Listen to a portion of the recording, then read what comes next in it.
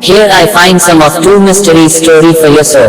Start of story, let's see now. The Enigma of the Vanished Violin. Detective Clara Benson was renowned for her keen eye and unparalleled deductive skills. So, when the priceless Stradivarius violin disappeared from the prestigious Moorcroft Conservatory, the headmaster called her immediately. The violin had been kept in a glass case in the center of the conservatory's main hall. Its theft was discovered one Monday morning, and no one had seen anything unusual over the weekend. Clara arrived at the scene, a majestic building filled with the echoes of musical history. She examined the empty glass case, noting the absence of any signs of forced entry. "Who has access to the hall?" she asked. "Only the staff and a few trusted students," replied the headmaster, dry. Langley. Clara decided to interview the suspects, the janitor, Mr. Green, the music prodigy, Emma, and the violin instructor, Mr. Harper. Mr. Green, an elderly man with a sincere demeanor, claimed he was home all weekend. Emma, a gifted young violinist, seemed genuinely distressed about the theft. Mr. Harper, a strict yet passionate teacher, mentioned he had been preparing for a concert out of town. Clara inspected the hall and noticed a small, nearly invisible scratch on the floor near the glass case. She followed the faint trail of marks that led to a side door, which opened to a narrow alley.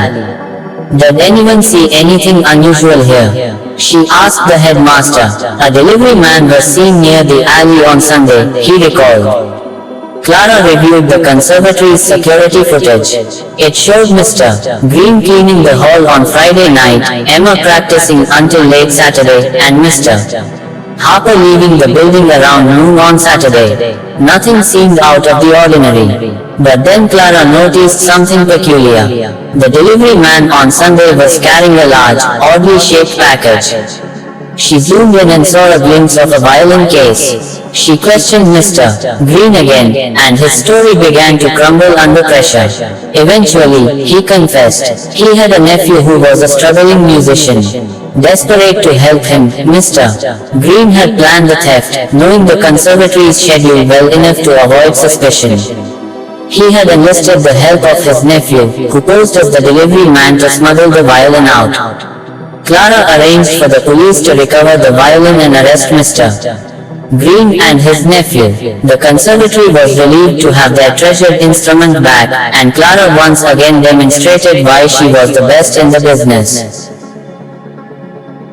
The Vanishing Clock. In the quaint town of Eldridge, where everyone knew everyone and secrets were few, there was an old clockmaker named Mr. Thorn. His shop, Timeless Treasures, was a fixture on the main street, and his craftsmanship was renowned. One autumn morning, as the leaves turned golden, a peculiar event disrupted the town's tranquility. Mr. Thorn's prized possession, a magnificent grandfather clock, had vanished. This wasn't just any clock, it was said to have been built by his great-grandfather and was the centerpiece of his shop. The disappearance puzzled the townsfolk, for it was an enormous clock, too large to be moved without notice. Detective Harper, the town's only detective, was called to investigate.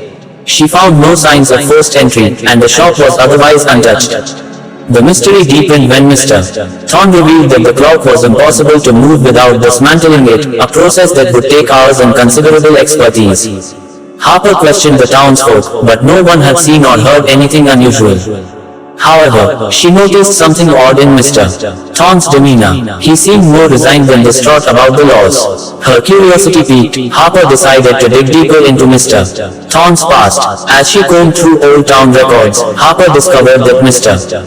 Thorn's great-grandfather had been a renowned clockmaker in a distant town. His most famous creation, the very same grandfather clock, had been commissioned by a wealthy aristocrat. However, it was rumored to have been cursed, bringing misfortune to anyone who owned it. Determined to find the truth, Harper revisited the shop that night. As she examined the empty space where the clock had stood, she noticed faint scuff marks on the floor. Following them, she discovered a hidden trapdoor beneath an old rug. With a creak, the door opened to reveal a narrow staircase leading to a basement. In the dim light of her flashlight, Harper descended the stairs and found herself in a dusty, forgotten room. There, shrouded in shadows, stood the missing clock. But something was different. The clock's hands were moving backward, and its pendulum swung in reverse. Mr. Thorn appeared behind her, his face a mask of sorrow. He confessed that he had hidden the clock to protect the town. The curse, he explained, was real. The clock had brought tragedy to his family for generations, and he feared it would do the same to Eldridge.